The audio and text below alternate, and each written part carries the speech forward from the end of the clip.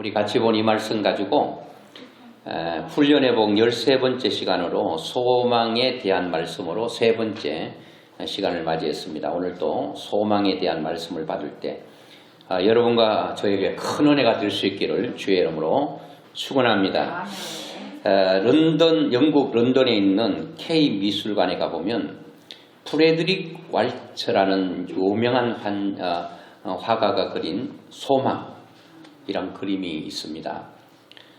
이 그림에는 참담한 모습의 한 여인이 가슴에 비파를 안은 채 둥근 지구 위에 외롭게 앉아 있는데, 이 여인을 자세히 들여다보면 그의 얼굴은 수건으로 가려져 있습니다.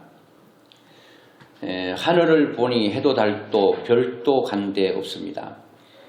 이 가슴에 안고 있는 비파를 보면 비파의 줄이 7줄입니다. 그런데 그 중에 6줄은 다 이미 끊어져 버렸습니다. 그리고 이 여인이 안고 있는 비파의 줄은 딱 한 줄인데 그 한 줄이 바로 소망의 줄이라고 합니다. 여러분, 우리는 이런저런 소망을 가지고 기대를 가지고 의지하고 믿고 살아갑니다. 근데 하나 둘 이 모든 소망의 줄이 끊어질 때가 있습니다. 이 여인에게는 6개의 소망의 줄이 무엇인지는 잘 모르겠습니다만은 어떤 사람에게는 건강의 줄일 수도 있고 명예의 줄일 수도 있고 어떤 사람은 인기의 줄일 수도 있고 어떤 사람은 관계의 줄일 수도 있습니다. 이런 나에게 주는 기쁨과 행복의 줄들이 하나둘 끊어질 때에 얼마나 절망감에 빠지게 되겠습니까? 그런데 이 여인은 모든 6개의 희망과 소망의 줄이 다 끊어져도 한 가지 소망의 줄을 붙들고 있습니다. 근데 아마도 이 여인은 이 자기가 가지고 있는 이 하나의 소망의 줄이 이 소망이 뭔지는 잘 알 수 없습니다만은 이 여인은 나름대로 6개의 소망은 다 사라져도 이 한 가지 소망을 바라보고 살아가고 있는데 이 하나의 소망이 그를 살리게 하는 힘일 수가 있다는 겁니다. 사람은 7가지의 소망이 다 끊어질 때 소망과 의지와 힘도 잃어버리게 될 것입니다. 사람은 한 가지의 소망만 있어도 살아갈 수 있는 의욕을 가지게 될 텐데요. 그런데 여러분 생각해 보세요. 이 사람이 지금 마지막으로 붙들고 있는 하나의 소망이 무엇인지는 알 수 없어도 이 소망의 줄이 영원할까요? 영원하지 않습니다. 언제 또다시 끊어져 버리고 이제 하나의 소망마저도 끊어져 버린 절망 가운데 처해질 수도 있다라고 하는 것입니다. 여러분, 이 세상에 내가 믿고 기대고 의지해야 될 영원한 끊어지지 아니할 소망의 줄이 있을까요? 결론적으로 말씀드리면 이런 영원히 나에게 끊어지지 않을 세상에 나에게 소망의 줄은 없다, 그렇게 볼 수 있습니다. 그럼 우리는 절망해야 되겠네요. 영원히 끊어지는 소망의 줄은 끊어지지 않는 소망의 줄이 없을까요? 성경은 분명히 있다고 말합니다. 제가 늘 말씀드리죠. 그림자가 있다는 것은 실체가 있기 때문입니다. 사람들이 소망을 꿈꾸는 이유는 가짜 소망, 그림자의 소망을 바라보고 기대하는 것은 영원한 실체의 소망이 있기 때문입니다. 이 세상에 있는 모든 소망을 가지고 있는 우리의 소망은 그림자에 불과한 거예요. 실체가 아닙니다. 가짜 소망입니다. 그런데 사람들은 이 가짜 소망이 진짜 소망인 양 붙들고 끊어질 수밖에 없는 소망임에도 영원히 끊어지지 않을 것처럼 붙들고 살다가 사람은 그 끊어질 때 절망하게 되는 것입니다. 그런데 저는 영원히 끊어지지 않는 소망의 줄이 있다고 성경은 분명히 말하는데 바로 그 소망의 줄이 무엇일까요? 바로 영원하신 하나님께 소망을 둔 하나님이 우리 인생의 소망의 줄이시며 이 소망은 영원히 끊어지지 않는다는 사실을 성경은 우리에게 말씀해주고 있습니다. 그래서 우리는 하나님만 붙드는 줄, 하나님을 소망으로 붙들고 있었는데 어느 날 그 줄이 끊어졌다, 그런 일은 없습니다. 하나님이 나의 인생의 소망의 줄인 줄 붙들고 있었는데 그것은 끊어질 것 같은 생각은 있어도 관념은 있어도 실제로 끊어지지 않는 줄인 것입니다. 예수님을 붙드는 줄입니다. 이 여인의 인생에는 절망과 좌절뿐이었는데 바울이 말한 것처럼 누가 우리를 그리스도의 사랑에서 끊으리요? 하나님의 사랑에서 끊을 자가 없다는 겁니다. 세상에는 끊고 싶지 않더라도 뚝뚝 끊어지는 절망감을 주는 일들이 참 많다는 겁니다. 그런데 오늘 본문에도 6개의 줄이 다 끊어진 한 줄만 붙들고 있는 여인처럼 다 끊어져 버리고 한 소망의 줄만 붙들고 간신히 기대어 있는 한 사람을 소개하고 있습니다. 그게 바로 38년 된 병자라 이렇게 말하고 있습니다. 무슨 줄을 잡고 있을까요? 이 사람은 오늘 성경 보니까 베데스다라고 하는 연못의 줄을 잡고 있습니다. 이 38년 된 병자는 베데스다 연못이 그의 인생의 소망의 줄이었습니다. 그것을 지금 간신히 붙들고 거기에 소망을 두고 있습니다. 그게 뭘까요? 베데스다 연못이 간헐적으로 물이 동한다는 거예요. 이렇게 뒤집어진다는, 휘젓게 된다는 거예요. 그때에 어떤 병에 걸렸든지 제일 먼저 뛰어드는 사람은 다 고침받는다라고 하는 전설적인 얘기가 흘러내려오고 있습니다. 그 전설적인 얘기를 성경은 기록하고 있습니다. 왜 성경에 전설을 기록하고 있을까요? 실제 하지도 않고 맞지도 않는 그 얘기를 왜 기록했을까? 라고 하는 것입니다. 제가 성지순례 갔을 때 베데스다 연못이라고 하는데 가이드가 인도하더라고요. 저는 이제 유심히 봤죠. 베데스다 연못이 어떻게 생겼나. 근데 이 베데스다 연못을 보면 그 주전 2세기에 만들어진 사람들이 만들었습니다. 그게 우리나라처럼 연못처럼 이렇게 흙을 파서 만든 게 아니고 제가 봤을 때는 돌을 이렇게 깎아서 만든 것 같아요. 길이는 한 100m쯤 됩니다. 폭이 60m 됩니다. 깊이는 7m가 됩니다. 감이 오죠? 이렇게 생기고 이렇게. 우리 연못은 이게 이 바깥에는 점점 얕아지다가 깊어지잖아요. 베데스다 연못은 그렇잖아요. 돌을 깎아버렸기 때문에 이렇게 각져 있습니다. 여기는 바깥에 물높이도 7m, 속에도 7m 다 동일합니다. 그게 물이 있습니다. 그런데 이 연못은 그 유황 성분의 간헐천이 연결되어 있어서 일부 질병에 대한 치료 효과가 있는 것으로 유명합니다. 이게 그냥 맹물이 아니고 유황 성분의 간헐천이라고 그렇게 얘기하고 있어요. 그러니까 이 물이 가끔 이 유황 성분이 있기 때문에 물이 이렇게 막 솟구치고 요동칠 때가 있는 거죠. 간헐천이기 때문에. 그때 유황 성분의 물이 나올 때마다 전체 연못이 흔들리면서 요동쳤기 때문에 더욱 신비한 느낌을 줬다고 합니다. 그래서 그 베데스다 연못 가에 벽화가 그려져 있는데 그 그려진 그 벽화에 보면 천사가 막대기로 물을 휘젓는 그림이 그려져 있습니다. 성경에 나와 있죠. 천사가 내려와서 물을 동하겠다. 천사가 내려와서 그 베데스다 연못을 휘저은 건 아니죠. 자연적인 섭리로 간헐천이기 때문에 유황성분이 있는 간헐천이기 때문에 그렇게 뒤집어지는 일이 있다는 거예요. 그때 사람들이 뛰어드는데 났었단 말이에요. 왜 났었을까요? 유황성분이 사람을 치료하는 그 효과가 있기 때문에 그런 거예요. 뭐 천사가 와서 뒤집어가지고 진짜 첫 번째 들어가면 어떤 병에 걸렸든지 다 고침받았다 그런 것보다는 이런 물 자체가 사람을 치료하는 그런 효과가 있기 때문에 누가 들어갔는데 나았단 말이에요. 뭐 그냥 물이 동할 때 서로 들어가려고 하지 않았겠어요. 그런데 제일 먼저 들어갔던 사람이 마침 자기 질병과 유황성분과 치료가 되는 그런 그 딱 맞아 떨어지는 배 떨어지자 뭐 아니죠. 까마귀 날자 배 떨어지는 식으로 딱 맞아 떨어진 거예요. 그러니까 사람이 아하 제일 먼저 뛰어드는 사람 낫는구나. 그때부터 아마 사람들의 입과 입으로 점점 전해져 가지고 야 물이 동할 때 제일 먼저 뛰어들면 낫는다 그러더라. 그러니까 그 소문이 이스라엘 전역에 퍼지기를 시작했겠죠. 이 소문이 참 무섭습니다. 제가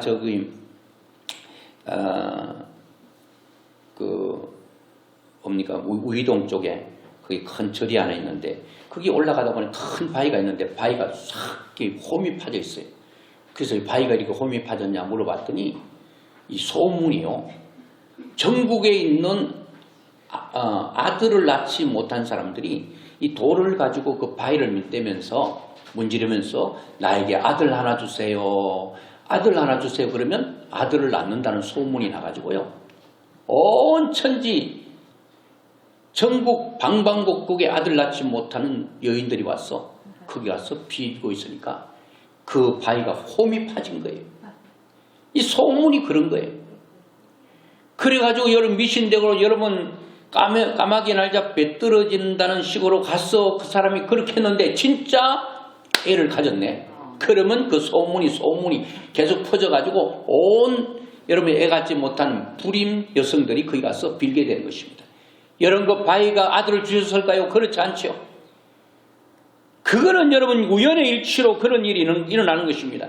우연의 일치에 그 사람이 주인공이 되는데 이 사람의 입과 입을 통해서 그 사람이 알고 있는 사람들이 그 사람은 애를 갖지 못했는데 8년 동안 갖지 못했는데 7년 동안 갖지 못했는데 애를 가졌다. 어떻게 가졌냐 봤더니 거기 가서 도선사 가는 길 그게 큰 바위에 가서 돌과 돌을 문지르면서 소원을 빌었더니 애 낳았다. 그러면 거기 가는 거예요.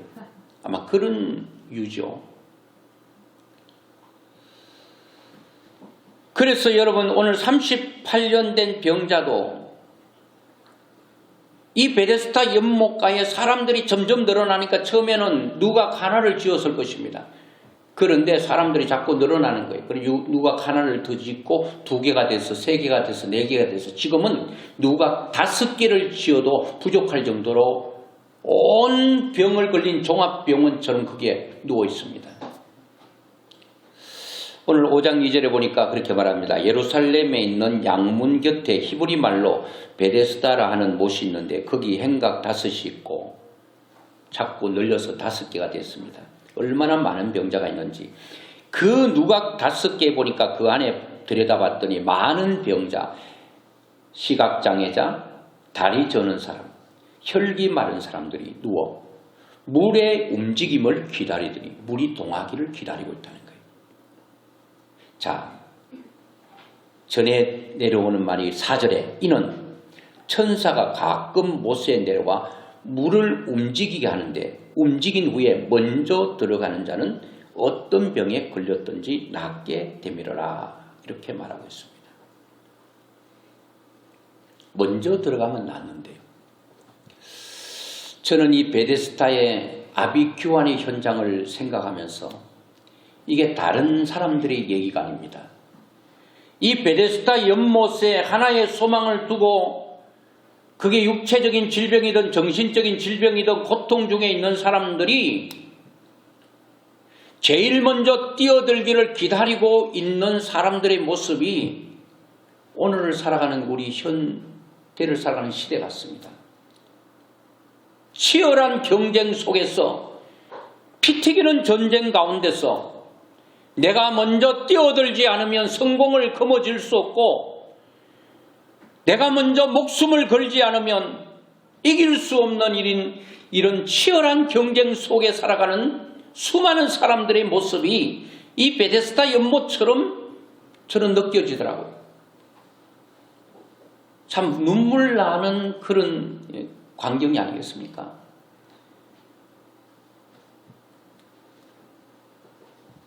사람들은 이 사람이 걸고 있는 베데스다 연못가에 소망을 걸고 있는 것처럼 이 직장 가면 뭔가 이루어지겠지. 이 사람과 결혼하면 뭔가 되겠지. 이 사람은 나를 행복하게 할 수 있겠지. 이 사람은 나를 즐겁게 하고 기쁘게 할 수 있겠지. 그런 희망의 줄을 잡고 만나고 살아가는데 나를 잡고 희망을 주기는커녕 소망을 던져주기는커녕 자꾸 절망케 되는 것입니다. 이 38년 된 병자는 눈은 밝고 귀는 밝으니까 제일 먼저 물이 동함을 볼 수 있고 목격했다 할지라도 몸이 말을 듣지 않는 것입니다. 아무리 좋은 것이 있다 할지라도 내가 들어가기에 내 힘이 역부족이고 그것을 내가 쟁취하기에 너무나도 연약한, 때로는 허접해 보이기까지 하는 자신을 보면서 자기 어리석음에 한탄하는 것입니다. 그럴 때마다 자기를 볼 때에 이 38년 된 병자가 물이 동할 때마다 들어가지 못하여 보고만 있고 안타까워하는 이 절망적인 모습을 우리는 경험할 때가 많다는 거예요. 여러분, 그런데 절망하는데 나오지 말지 왜 나와 누워 있겠습니까?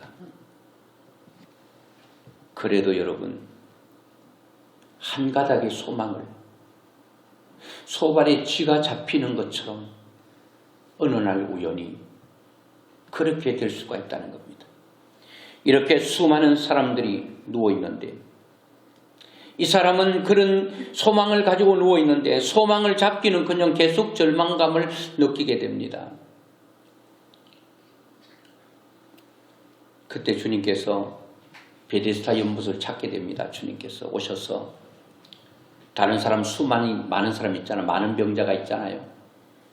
그런데 주님께서 38년 된 병자 앞에 가셨습니다. 그리고 그 병자에게 말합니다. 네가 낫고자 원하느냐? 이런 질문은 필요 없는 질문입니다. 여러분, 낫고 싶지 않으면 왜 누워 있겠습니까? 절망감을 계속 경험하면서 왜 거기에 누워 있겠습니까? 그때 이렇게 말합니다. 네가 낫고자 원하냐? 그러면 예, 낫기를 원하고 말고요. 내가 이게 지금 38년 동안 이렇게 누워 있으면서도 건강한 몸이 되기를 그렇게 희망하고 소망하고 있는데 그게 무슨 말씀입니까? 놀리는 겁니까 지금?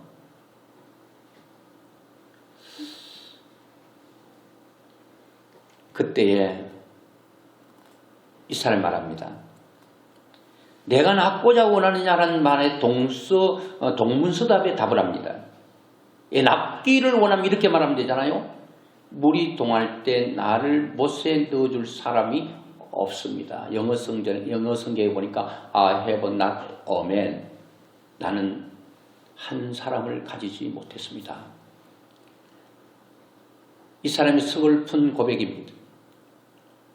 왜 사람이 없나요? 그 누각 7개, 누각 5개 수많은 사람들이 있고 그 병자들만 누워있는 게 아니라 병자들이 스스로 그 물에 들어갈 수 있는 사람은 혼자 있겠지만 완전히 여러분 중병에 누워있는 사람은 그 가족들이 그를 도와주기 위해서 거기 있었어야 될 것입니다. 수많은 사람이 있어요. 아픈 자만 있는 게 아니라 아픈 자를 물에 던져주기 위해서 여러분 있는 사람들도 있을 것입니다. 이 많은 사람들, 건강하든 건강하지 않든 많은 사람들이 있어도 나를 도와줄 사람 한 사람이 없다는 겁니다. 그 누군가 나를 던져주면 좋을 텐데 던져주는 사람이 없습니다. 나를 도와줄 사람이 없습니다.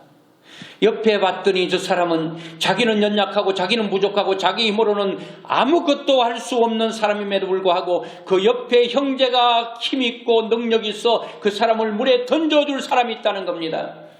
이 치열한 경쟁 사회 가운데서 내 힘으로 성공할 수 없고 내 힘으로 뭔가를 쟁취할 수 없을 때 아버지가 힘있고 형제가 힘있고 친구가 힘이 있어서 나를 그 성공의 길에 힘을 돋워줄 수 있다면 너무 좋을 텐데 아무리 둘러봐도 I have not a man 없어요.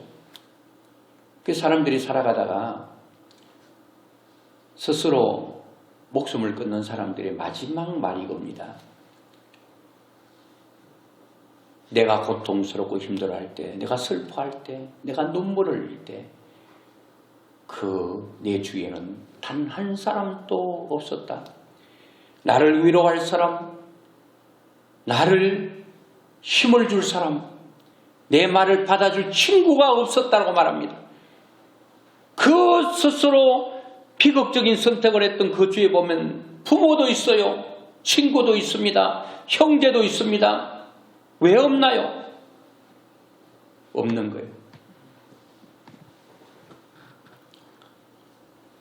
지금도 여러분 많은 사람들이 누가 나를 좀 도와줄 수 없나? 누가 나에게 좀 소망이 되어줄 수 없나? 그렇게 아무리 찾아도 이 세상은 너무나도 냉혹합니다. 옆에 사람은 죽어가든 살든 상관없습니다. 내가 살기 바쁘고 내 병 고치기 바쁘지, 내 손가락에 티 하나 든 거, 가시 하나 든 거 이거 빼기 더 바쁘지, 옆에 사람 팔다리 잘려지는 고통은 생각할 수 없다는 겁니다. 그렇게 사회는 냉정하고 냉혹한 현실을 우리는 살아가고 있습니다. 그래서 밝고 성공해야 되고 그런 사회를 살아가고 있는 거죠.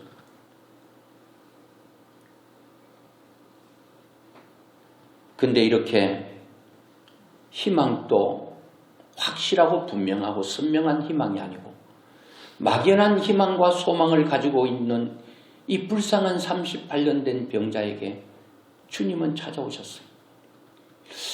왜 38년 된 병자일까? 저는 이유가 있다고 생각합니다. 어떤 사람은 혹자는 이 베데스다 연못가에 누워있는 많은 병자 가운데 가장 오래된 병을 앓고 있는 사람이 38년 된 병자가 제일 오랫동안 병을 앓고 있기 때문에 이 사람을 찾아갔다 그렇게 말하는 이도 있습니다. 저는 병이 오래 가지고 있었기 때문에 주님께서 관심을 가진 게 아니라고 봅니다.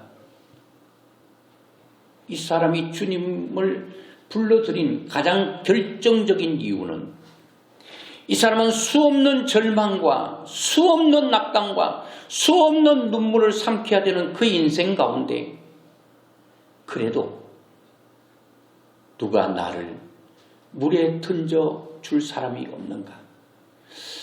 그 사람이 나를 물에 던져주면 내가 고침받고 내가 건강해질 텐데 하는 이 소망의 줄 하나는 막연하지만 불확실한 소망이지만 그것을 붙들고 있다는 겁니다.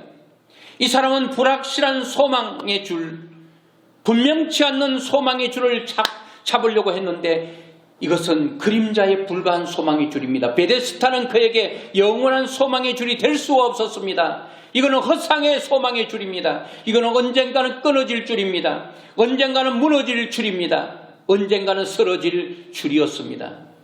그런데 주님 거기서 나타나셔서 소망의 실체 되신 주님께서 나타나신 겁니다. 영원히 끊어지지 않는 줄 되신 주님께서 나타나신 것입니다. 이 사람은 막연한 소망의 줄을 잡고 있었는데 그거 막연한 거 잡으려고 하다가 진짜 줄을 잡게 된 거죠.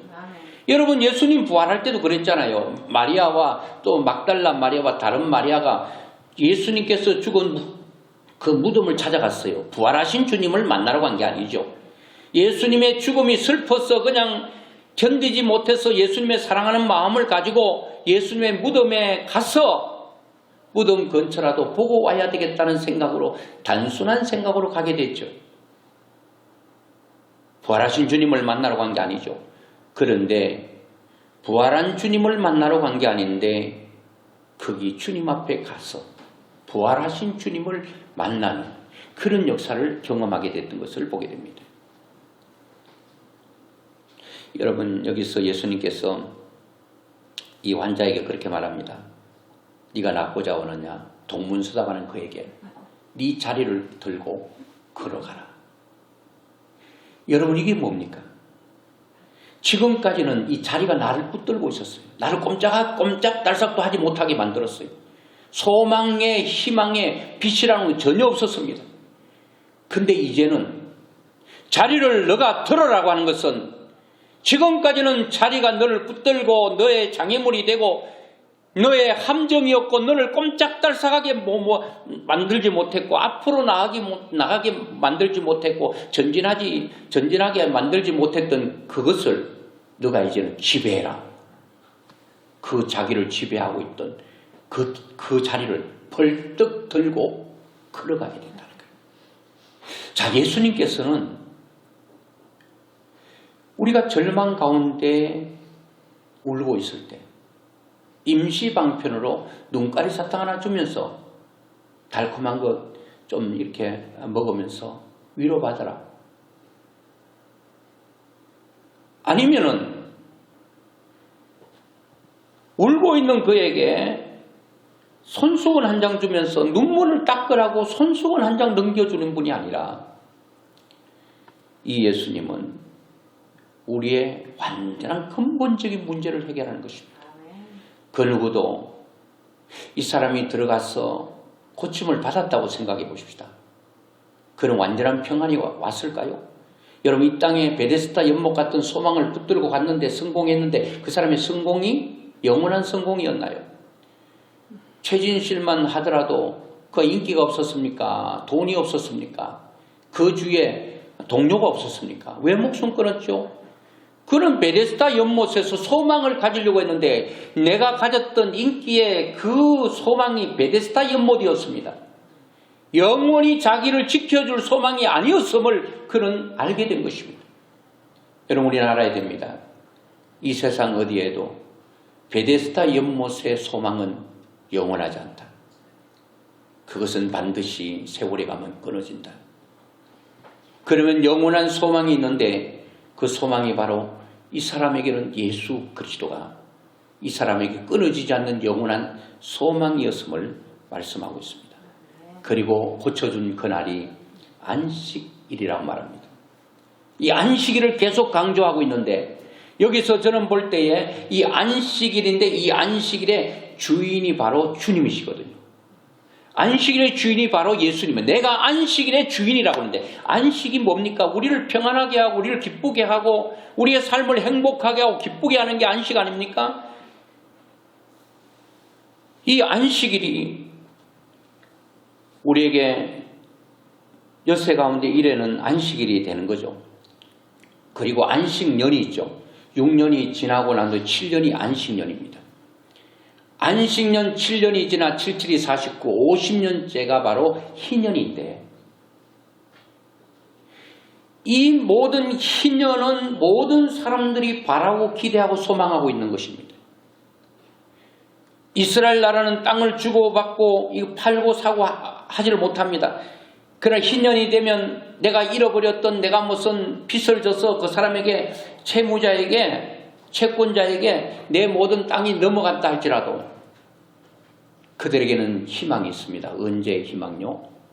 희년이 되면 모든 땅들이 원상태로 회복이 됩니다. 종들이 여러분 주인에게 매여 살다가 속박 속에 있다가 다시 자유인이 되는 그런 역사가 일어나거든요. 그래서 모든 이스라엘 백성들은 절망 가운데 하나의 희망을 걸고 있습니다. 희년을 바라보고 희년을 소망하고 있습니다. 여러분 노예로 종으로 살고 있는 자들도 희망을 꿈꾸고 있습니다. 희년을 기다리고 있습니다. 그날이 되면 그동안 잃어버렸던 농토가 돌아온다. 그동안 노예로 종으로 힘들고 눈물겹게 살아가는 내 인생이 자유를 얻게 되는 희년을 바라보며 기대하고 있습니다. 오늘 예수 그리스도가 이 땅에 오신 이유는 우리에게 영원한 희년을 주기 위해서 오셨다고 하는 것입니다. 희년의 이런 관념적이고 생각으로 끝나는 것이 아니라 실제로 예수 그리스도가 이 땅에 오셔서 우리에게 희년의 실체가 되셔서 우리 가운데 오셨다는 겁니다. 저는 이 말씀을 준비하면서 베데스다 연못가에 누워있는 38년 된 병자에게 찾아오셨던 주님께서 우리에게도 찾아오셨어. 절망과 낙담과 눈물과 한숨과 탄식 가운데 있는 우리들에게 영원한 소망이 되시는 주님이 오셔서 우리의 소망이 되기를 간절히 원하고 저는 조금 전에 말씀드렸습니다마는 왜 하나님께 많은 병자 가운데 딱 38년 된 병자 한 명만 딱 고치고 그냥 냉정하게 돌아서서 가버렸을까? 오신 김에 그 옆에 너 어디 아프나? 또 하나 고쳐주고 너는 그 38년 된 병자 옆에도 사람들이 있었을 텐데 예수님께서 사랑이 많으신 주님께서 왜 옆에 있는 사람들은 하나도 그들도 보지 않고 딱 38년 된 병자에게만 선택과 집중을 하셔서 딱 고쳐주고 그냥 호련히 떠나버립니까? 지난주에 말씀드렸던 나오미가 마음이 동해서 베들레헴으로 그가 방향 전환을 함으로 거기서 엄청난 복을 받았는데 이 38년 된 병자는 예수님을 초청한 것도 부른 것도 아니에요. 근데 예수님께서 오신 거예요. 저는 왜 38년 된 병자인가 할 때에 이 병자는 조금 전에 말씀드린 것처럼 날마다 절망감 가운데 소망을 잃어버린 그런 사람임에도 불구하고 38년 동안 그 기나긴 세월 동안 그 몸의 질고로부터 고통 중에 있으면서도 인생을 포기하지 않았다는 겁니다. 오늘 주님은 누구에게 찾아오시는가? 인생을 포기하지 않는 사람에게 찾아오시는 것입니다. 인생의 절박감과 간절함이 있는 사람에게 주님은 찾아오신다는 겁니다. 주님께서 우리가 그런 절박함과 그리고 간절한 마음을 가지고 있으면 주님께서 오신다는 겁니다. 왜? 이 사람의 병을 보시고 그리고 아셨다고 그랬거든요. 주님은 우리의 마음을 너무 잘 아셔요. 근데 많은 사람들이 인생을 너무 쉽게 놓아버립니다. 조금만 힘들면 포기해버립니다. 조금만 힘들면 낙담해버립니다. 절망해버립니다. 낙심해버립니다. 나는 안 돼. 결코 안 돼. 나는 안 돼. 그렇게 생각하는 사람 많습니다. 주님은 그런 사람들은 어떻게 할 수가 없는 것입니다. 끝까지 누가 봐도 소망은 없어요. 이 사람은 뭐 주위에 없다고 그랬잖아요. 누가 형제가 넣어줄 사람도 없고요. 친구도 없어. 아무것도 불쌍한 사람이에요. 그런데 주님은 38년 된 병자. 제가 말씀드렸잖아요. 그 사람이 제일 병세가 오래됐다. 그럴 수도 있죠. 그런데 병을 오래 앓았다고 해서 주님 찾아온 것 같지는 않아요. 이 사람이 38년 된 가장 오래된 병자임에도 불구하고 병자이고 또 그 마음속에 그 건강해지기를 원하는 그 절박한 마음, 그 소망의 줄 하나 잡고 지금 또 거기서 기다리고 있는 그런 절박한 마음이 예수님을 부르게 된 거죠. 그 노벨 문학상 수상자 펄복이라는 사람이 있는데 그 사람이 어머니의 초상이라는 소설에서 펄복 여사는 어머니에 관한 얘기를 기록한 걸 보게 됩니다. 22살 때 결혼했대 엄마가. 자기 아버지죠. 그러니까 이 펄복의 어머니의 남편은 그 선교사로 그 미지의 대륙 중국으로 갔대요. 그래서 자기 본국과 이렇게 교통이 두절되어 있기 때문에 굉장히 힘들게 살아갔다는 겁니다. 굶주림도 많았고 위험도 많았고 그런 선교 활동을 하는 가운데 애를 7명을 낳았는데 4명이 어떤 이유인지 몰라도 먼저 죽었습니다. 3명이 살아남았습니다. 여러분 웬만한 사람 같으면 한 명의 자녀가 자기 앞에 가도 가슴에 묻는다고 그러잖아요. 눈물이 가슴에 있는 거예요.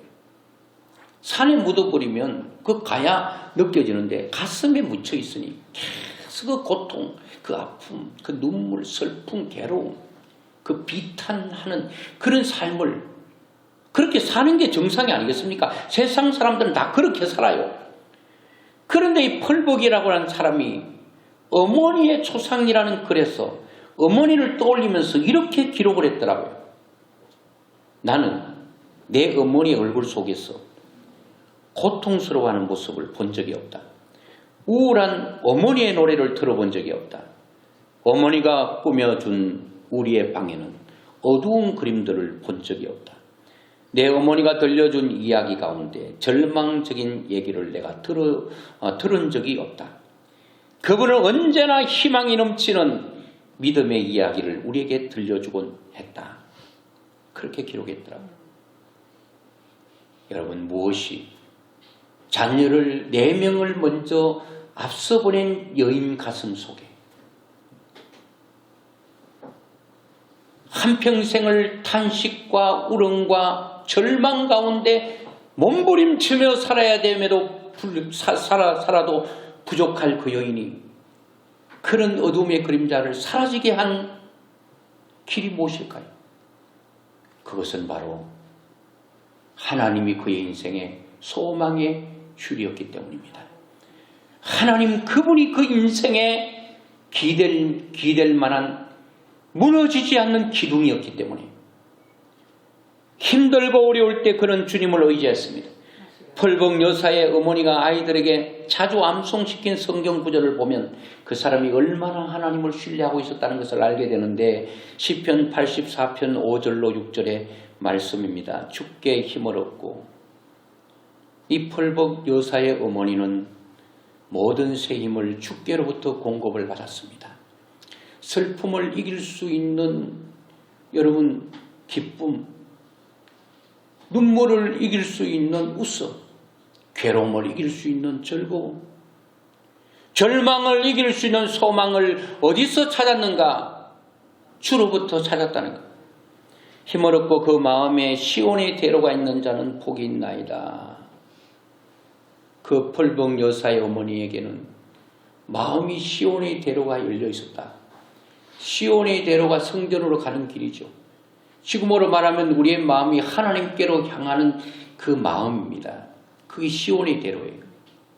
내가 어디서 무엇을 하든지 어디에 있든지 우리 가는 길에 우리 살아가는 모든 우리의 마음이 시온의 대로가 열려있는 자는 복이 있다고 그랬습니다. 이 펄벅 여사의 어머니는 어머니의 마음속에 시온의 대로가 열려있는 것입니다. 고속도로가 열려있는 것입니다. 신장로가 열려있는 것입니다. 그래서 어떤 것도 그의 가는 길을 막을 수가 없는 것입니다. 오솔길이 아니에요. 비포장도로가 아니에요. 시온의 대로예요. 하나님께서 하나님을 향한 하나님께로 향하는 그 마음이 시온의 대로인데 이것이 그의 인생을 붙들어 준 것입니다. 여러분, 이 세상은 베데스다 연못임을 기억하셔야 됩니다. 거기에 누워있는 많은 사람들은 베데스다의 소망의 끈을 붙들고 있지만 잡아도 끊어질 것뿐입니다. 그렇다고 해서 여러분 세상의 성공과 성취를 하지 말라는 얘기 아닙니다. 그것을 이루었다 하더라도 여러분 영원한 나를 잡아줄 소망의 줄이 없으면 인생은 절망하게 된다는 겁니다. 내가 비록 어떤 엄청난 것을 거머쥐지 못해도 영원히 끊어지지 않는 소망의 줄 대신 주님을 붙들고 있는 사람은 절망스러운 환경 가운데도 소망을 가질 수 있다는 겁니다. 오늘 예수 그리스도가 이 38년 된 병자에게 희망이었듯 오늘 여러분과 저에게도 예수 그리스도가 희망이신 줄로 믿습니다. 그림자로서가 아니에요. 생각으로서 관념적으로 아니라 실체 되시는 주님께서 우리의 흰년의 실체 되신 주님께서 오늘 우리 가운데 실체로 찾아오셔서 영원히 뺏어갈 수 없는 그 흰년의 축복. 이스라엘 백성들은 흰년을 그냥 기다리잖아요. 흰년 되신 주님은 이 땅에 오셨잖아요. 그 주님이 여러분과 저의 인생을 승리로 이끌어갈 수 있기를 바라고 늘 그분을 의지할 수 있기를 주의 이름으로 축원합니다.